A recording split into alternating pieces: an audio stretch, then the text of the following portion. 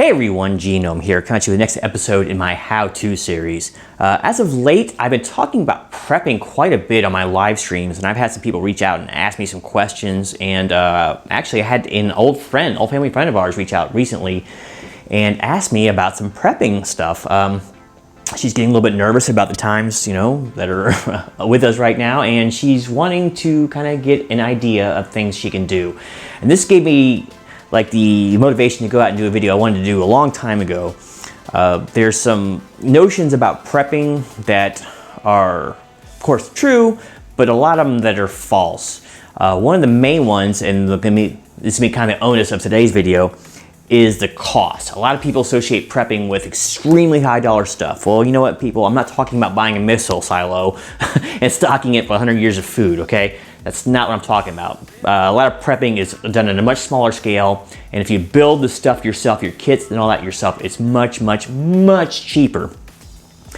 You might notice what is arrayed on the table here, and you'll see it over on B-roll too. But basically, I wanted to go into how you could start prepping with a limited budget. And everything you see before you here was purchased at a Dollar Tree. I used exactly $20. Now, some of the things you might have to be a little flexible with and understand there's different kinds of prepping. This is not tactical prepping. This is like emergency prepping. We're talking about, this is the kind of kit you want to keep in your car.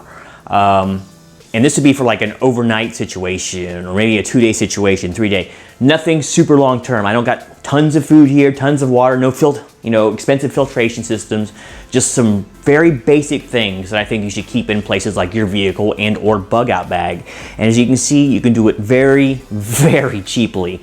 There's a couple things here that might be a little bit questionable, like the cotton balls, but I'll get into that just a little bit. So let's go ahead and just jump right in and talk a little bit about what we have here. Okay, so as I said, $20 is what I spent. I was gonna take some footage in the Dollar Tree, but the management said no, so you have to take my word for it, but believe me, all the stuff you see here on B-roll and stuff, you can get at the Dollar Tree. And when you're prepping, you got to, there's different stages of prepping. You got short-term, emergency, and then like medium and long-term prepping. We're not gonna talk about any of that longer stuff until maybe another video later down the line. Right now we're talking about emergency and extremely short-term prepping. Generally speaking, you need higher quality stuff the longer your prep is for, right? Like none of this stuff, you don't want to trust your life to this stuff. I'm telling you, you go up the Himalayas with this stuff, all right? It's Dollar Tree. I'm just saying, this stuff will get you through an emergency situation fairly easily. It has a lot of what you need to actually survive a bad situation. And that's all you need. You need to get home. This is almost what they call a get home bag. Something you keep in your vehicle, so if your car blows up, blizzarded in, whatever it is, you can at least survive long enough to get home, right? So let's just get into it real quick. So first thing I want to talk about, maybe the most vital thing that any bag can have is a way to carry water and a way to start a fire. So what do I have here? First off, a pack of just regular old flint lighters, right? So pretty standard stuff. I mean, you can go for Bix and stuff, but we're going Dollar Tree. Remember, $20. So there's one. Actually, we'll start over here, piling things over there. BPA happens to be BPA-free water bottle. Now, I don't recommend storing water in this. There's different schools of thought on if you store liquids in your car or not, because they tend to go bad over time. But if you do, you usually want a dark, like basically a light-proof container. Probably you want to do something like in a metal container, but that gets kind of hot too. You play that by ear, maybe some water bottles, but sometimes the BPAs and stuff will leach out of the water and get into it, or out of the bottle into the water. But then again, it's one bottle, an emergency situation, I still rather have that water. You make the call, but this is a way to actually carry water, and if you can actually purify it with some other things we talked about here, so much the better. But you don't want to be sitting there having to be stranded, eating snow out of your hand or whatever, or having to go down to a creek, whatever. Something to carry water is really vital because water is extremely, extremely important. Right after the elements is like right up there at the top thing. So a bottle of water, or a water bottle of some kind. Something that looks like a little bit sturdy. Even better is sometimes you can get those metal ones and you can actually boil water in them. I have one over here. I don't use it for that. I use it for work. But a lot of times you can find people giving these away. Works really good. Okay, so Those are probably two of the most important things. Something they didn't have there is they usually sell packages of matches, like the more sturdy, those striker matches, right? Extremely valuable things to do. I like to have multiple ways of starting fires, but once again, we're just going simplistic here. So the lighter should probably do you, but be careful about getting them wet. So they might not work in the best in the wet situations, but then again, you might have trouble with matches, but we probably have some solutions for that in here. So let's get to one of them. Now, I've made a video in the past. If I remember, I'll link it below. It's how to make the probably best fire tinder in the world using Vaseline and cotton balls. I went ahead and bought this pack because I think it could serve two purposes, right? Of course, you could use it for medicinal purposes, but that's more of a long-term thing. But honestly speaking, if you keep this in your car, it's actually not a bad pillow. I just got to think about it afterwards. So you can use this as a little pillow. But once again, if you're in your car, you probably won't need this, but if you have to leave your car and spend a night in the woods or whatever, some pillow is better than no pillow, right? But really, this is a really good fire tinder. Even without the wax, or excuse me, the petroleum jelly, they still make pretty decent tinder, but once again, keep it dry. But I got something else that goes with that coming up. So, cotton balls. Speaking of dry, I would recommend taking most of the stuff out of these container packages and put them in these. These are just some waterproof, plastic Tupperware type containers you can get down there. Keep all your fire starters in there. Keep stuff that you don't want getting wet, like flashlights and that sort of thing. Keep it in waterproof containers. This also serves double duty. Once again, you can hold water in these kind of things. Catch water if you need to. There's a billion uses almost for a container, so excellent things to have.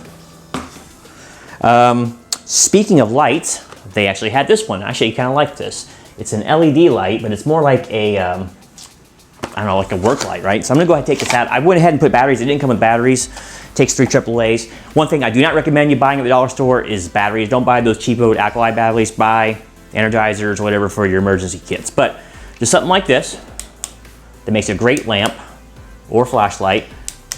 It's got a stand on it, so you don't have to sit there and hold it. You can actually directionally point it. I think that's a really good thing, but LEDs last a lot longer than the old bulb, incandescents and all that. So definitely you want some sort of lighting. Okay. What else? I'm not going really in particular order here. Okay, so this one's gonna be pretty contentious, but I have here they didn't have a little wide variety of knives, but most of them they have a really long. Typically speaking, you don't want a really long blade as far as knives go in survival gear. It's just more things to break. You want usually a full tang knife. This obviously is not gonna be one, but it's better than nothing. But keep a pocket knife, or I actually recommend a fixed blade, a full tang fixed blade, but not everyone's gonna do that. Remember, we're doing this on the cheap.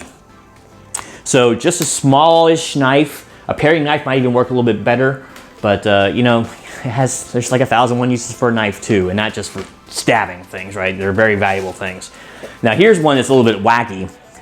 They had a couple different versions of this. I thought about getting a little makeup mirror, compact mirror. This is gonna be a Signal. This is actually a cell phone case that they had in there, but look at the, yeah, you can see it right there. The reflectiveness of this. This is like a Signal mirror. This gets back to this kit being more of an emergency gear kit, not a tactical kit like some people might always think of prepping as. This is someone find me. You can get on top of your car, signal whatever it is, signal other motorists. If you start screaming, man, you'll lose your voice in no time. So you want some way to signal. Usually you want to use a whistle of some kind as well. Didn't see any there, but it's a lot of houses have them, or you can find them other cheap places. So some way to signal is a great thing. On top of that, if you want to be visible, I got these, and these are probably not the best of quality once again, but these are just some glow sticks. You can actually use them to see at night a little bit, but you got the flashlight there, and this is not going to be a long-term thing. But really, this would be valuable to tie onto your clothing, tie onto your car or something, so people have an idea something's probably not right? And they don't really put out any heat, so they're just a good thing to have. And actually, it's very comforting to have some light. Go out in the dark sometime and have no light and see how you feel. So even the dim glow off one of these will make you feel a heck of a lot better, and they're just good. I mean, anytime people see these, they tend to pay attention, right? So someone just you know, waving their arms around, someone might think you're just a crazy person out there. But if you actually are holding them like something like this, it looks almost official, as stupid as that sounds. It looks like you might not be out to kill a bunch of people. And so maybe you can get someone to stop and help or whatever, but some glow sticks are a great thing to keep in your pack. Next thing, this is actually, I'll put this over here for later, along with this too. Some quick antibiotics. We don't want anything like huge first aid kits in there. I do recommend like some gauze, maybe some wraps, bandages, but we're not talking suture kits. I actually keep a tourniquet kit in my vehicle, but that's probably beyond the scope of what most people want to do, and they're a little bit pricey. You can actually use a belt if need be. I'm not giving medical advice, so please don't come after me for that, but I'm just saying anything you can use to cut off the blood flow to an extremity that is got an arterial bleed, you can use it, but I like to have the kits, set it, forget it. But whatever the case may be, some very basic antibiotics. And here it's just some regular rubbing alcohol. And it actually has a couple different uses. You probably want to put it into a smaller container than this. And leave a little room for expansion too, by the way. But you know, cleaning cuts, abrasions, that sort of thing is a good thing. It's also going to be used as a coolant. Put it on your wrist, on your forehead, or whatever. If you're stuck in your vehicle and it's in the middle of summer and it's broke down, no AC, it gets hot. And so just alcohol is a good thing to have. Don't drink it, people, please. Okay, so there's that. Here's another thing. Plain old aspirin is a great thing. It just aches and pains, man. When you have time to sit around and think about what's hurting you, say you have a bad cut, maybe you got a sprained ankle, you know, maybe you banged your head in the car, whatever the case may be, you know, when you have nothing but time, you tend to sit there and dwell on those aching pains, and they start to throb, and they really start to sap your morale and all that. So just some plain old painkiller aspirin. I mean, ibuprofen, acetaminophen, whatever, or what's it, naproxen, whatever the case may be. You can get this stuff plentifully, and it could be a lifesaver. You know, what can I say? So there, a little bit of aspirin, nothing fancy. Kind of going in, this might be a little bit redundant, but a little bit of triple antibiotic cream, kind of like Neosporin, that kind of thing, you know, just to put on like cuts and stuff, especially if you wind up, for whatever reason, you're out of your car, you're tromping through the woods, and maybe you're out there for a day or two. Little cuts can become infected very quickly. There's no reason not to use this stuff. It's multifaceted, multi-use. It takes up almost no room. Like I said, you'll be taking all the stuff, most of it out of its original packaging, condensing it down. The other most important thing really about survival packs is, are you going to carry it? That's why a lot of people will overpack these things, and they weigh like a safe. And so if you're just jumping off the road to use the bathroom or whatever, or you know, maybe you forget to take it with you, you don't feel like it's worth carrying with you, keep it small so you'll have it with you. Most important kit to have. Okay, I'll get to this stuff last here. Okay, I do not recommend keeping tons of food. Maybe an MRE if you have that, but we're talking dollar stuff. So here I got just a few things. I got some instant coffee, good for energy. Don't gotta drink it hot. Just put it in whatever water you have, if you have enough water to spare. Might give you that extra bit of motivation and energy boost to get you through whatever it is you're gonna do. Take it out of this box once again, and it's like 3 or 4 really small packages. Don't have to carry a lot of this stuff, just something, because especially if the water tastes bad, you'll see what I mean later on. But well, not really see, but you know what I mean. Just like some meal here, right here. I got some potted meat. Beef jerky works great. Once again, it's kind of pricey, not real filling. This is something you just kind of set in there and forget it. Eat it right out of the can with your fingers. It's not fancy, but to give you energy, it's packed full of calories, which is what you want in that kind of situation. And yeah, if you can stomach it and get it down, whatever, cans of sardines, that sort of thing. But remember, it's gonna be getting hot in your vehicle, so keep in mind what you put in there is not gonna expand too much and explode or spoil because of the heat or whatever.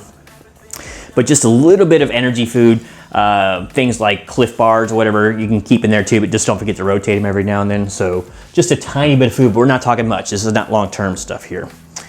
Okay, so before I said make it something easy to carry. Now, most people, I would hope, have some sort of bag or small pack that they can put all this stuff into in the vehicle to get it out of the way. Throw it in your trunk and almost forget about it, right? But just in case you don't have it, I actually got this. This is kind of a wacky little idea. It's just a pillowcase, right? And you can set this up hobo style. All this stuff will easily fit into a pillowcase, believe it or not. And you can just either tie it to a stick or just Throw it over your shoulder. It stinks carrying things all day side by side. It rubs on your legs and all that. It doesn't sound like much, but trust me, you walk several miles with that kind of stuff and it's annoying. And you can do lots of double duty with some sort of pillowcase, you know, and you can stuff it full of leaves if you have to for your pillow, or if you need that sort of thing, if you don't use the cotton balls.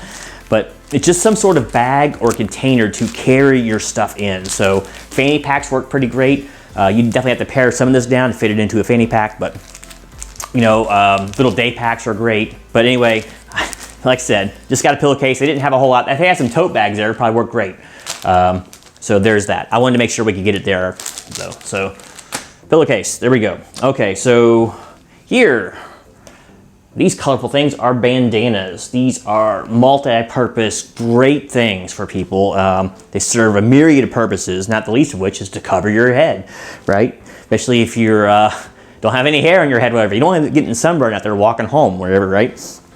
I guess you could keep sunscreen in your car, but these have a lot more uses than just covering your head.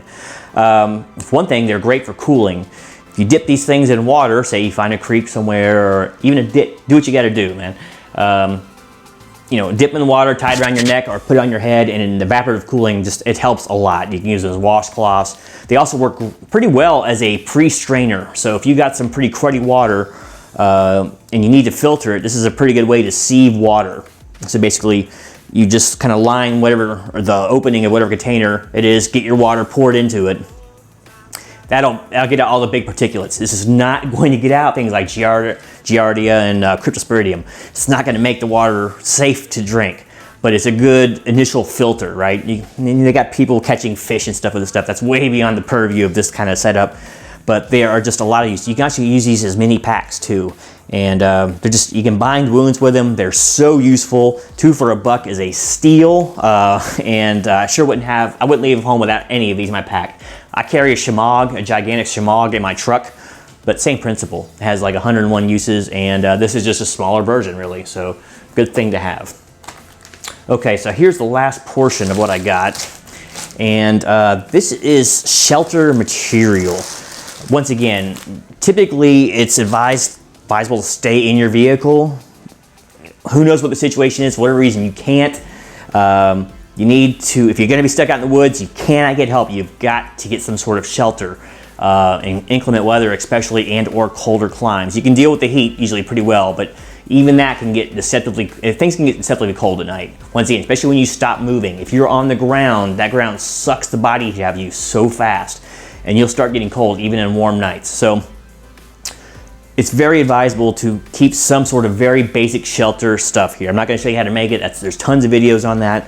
But let me tell you, they got a couple of really good things for basics. For one, I have here is zip ties. Zip ties are like bandanas. They got 101 uses. You can use them to help secure tarps and that sort of thing, which we also have here.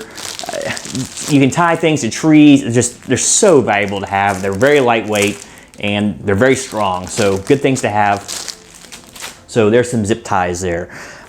Cordage of some kind. This is nylon rope. I don't usually recommend nylon rope. I like paracord and other things, but this is what they had. The stuff is pretty strong. Get used to tying like a good knot though, because the stuff wants to come out. So if you're like making sort of like tree hamburger or something, it's probably not the best stuff in the world because it tends to slip if you're not a really good knot maker.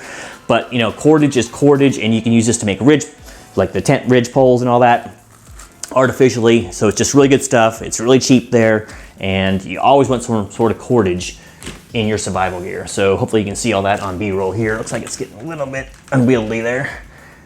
All right, let me switch things over. Excuse me for a moment.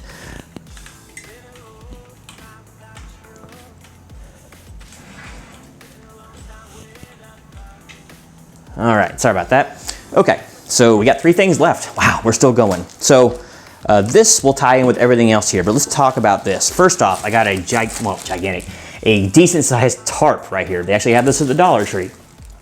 And what is this? Okay, so yeah, 48 by 72. So this would definitely be long enough that most people can lay on it. This can serve a couple different functions. Now this is not entirely waterproof, but it definitely will help shed water. So you can definitely use this as a cover. Once again, we talked about having a ridge pole, look it up. You can use this as a roof, on you can use it on a lean-to. There's a lot of different things you can use it for. I think one of the best uses for it, though, would actually be to lay it on the ground as an insulator. Get off the ground as much as you can. Get as much between you and the ground as you can. So you can use this as a pull behind. If you actually punch holes in the corners of these and reinforce them ahead of time with something like duct tape, you can make your own grommets out of them. Even better is to get the tarps with grommets already in them. Then it makes making shelters much easier and quick. But really, they're for $1. It's hard to go wrong with that. It's a great thing. And the other thing is, you can just wrap your body in this. I mean, it's not going to be like a comforter or anything, but you'll trap some body heat in this. Be careful about sweat though, and things that don't breathe, just to let you know. But yeah, it can work in a lot of different facets. Highly recommended to have something like this in most kits. And this gets back to this. This is a shower curtain. They also had rolls, pretty decent sized rolls of like a painter's tarp, right? Just clear visqueen, real thin millimeter stuff though. The reason I didn't get that is because it's really thin. It would tear so easily, especially if you're in a wooded situation or something. This is a lot thicker. This is a shower curtain, and it's going to serve a lot of different purposes. It can probably make even better roof than this tarp, depending on how big this is. And if you can secure it well, a lot of times they'll already have holes in them. So basically you have some built-in grommets, just don't pull them too tight, right? You can use this as a rain poncho as well. Just wrap it around you, that's better than nothing. Plus, this stuff, since it doesn't breathe, it'll keep some body heat in there. Once again, be careful of sweat. That's something you really gotta watch out for in the elements. But just a shower curtain that you can get down there. That roll of visqueen probably worked too. Just, I didn't trust the thickness of it, but I actually have a few rolls of that in some other packs, but that's what it is. And finally is some clips. If you want to fool around with the cordage and all that, you can use these. These had a stronger spring on them than like the regular clothespins. As you can see here, they're pretty good size. And you can use these to rig up shelter. You can hang things. I mean, remember those glow sticks? You can hang these on your antenna, make it even more visible. Lots of different things you can do with them. So just some clips. So yeah, there you go. That is basically $20 worth of survival gear that you can buy at Dollar Tree or any other like similar dollar store to put in your vehicle to make an emergency bag. So yeah, hopefully this shows that you can do this stuff on the cheap. And if you can find better quality stuff and want to build better things, that's very encouraged. But for those of you worried about the initial cost, you can start this kind of activity without breaking the bank. So if you have any questions, please let me know in the comments below. Hopefully this was an informative video of some kind. And I plan on doing some more of these kind of light prepping videos in the future. So if you have any interest in that, also let me know. And until next time, this is Genome, wishing all of you safe travels and journeys.